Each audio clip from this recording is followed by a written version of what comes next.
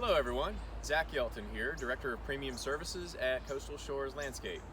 It's September and we are rocking and rolling full swing with school time. Many of us here at Coastal Shores with kids are back in our routine and thankful that we are in a routine. I think summer we tend to get a little loose, at least away from work. So glad to have those regimented practices back in line at home. On the work front, we are gearing up towards fall. We're going to be really looking forward to some cooler days here soon. It has been a very hot month of August, as many of you have felt. September, we're probably going to see a little more of the same. In our area, these hot temperatures are going to stick around. Might start dipping down a little bit into the 80s for our highs, but it's still going to grow. Plant materials, grass is still going to be growing strong. Okay. We've got a nice long growing season here, and we're thankful for that in many ways.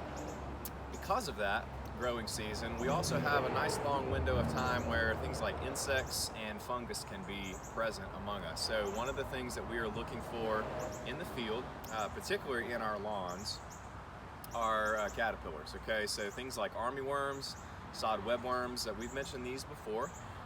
But our guys are trained right now to be looking for damage like that. Have not seen too much of that activity yet, knock on wood, but every year typically we do see some pockets throughout our communities that get hit with this, with these moths. The moths lay the eggs in the wooded areas nearby or even in the lawn itself.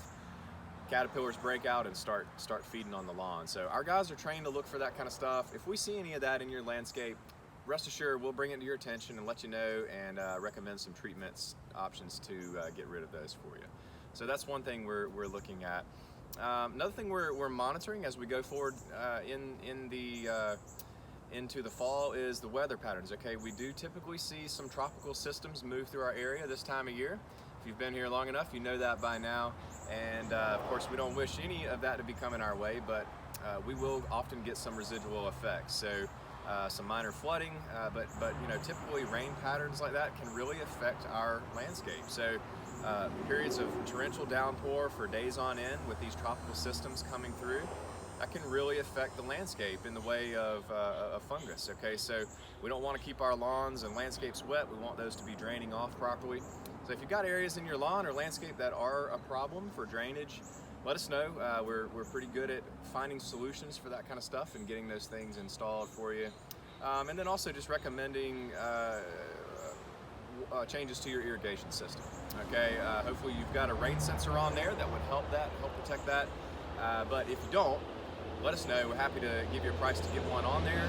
But then also help you with setting up, changing the settings on your irrigation clock. We're happy to do any of those things that you might need as well. Those are things we're going to be monitoring as we go into the fall season.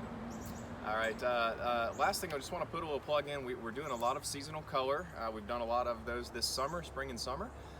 In the fall, if you are interested in getting some seasonal color into your landscape, color beds, okay? These are raised beds that will come in and install bedding plants that would be seasonal, just last for a short period of time, and then we can change them out as the seasons go.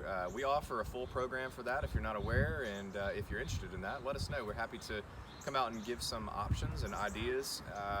Kate in our office can tell you a little bit more about that program if you are interested. So please feel free to reach out.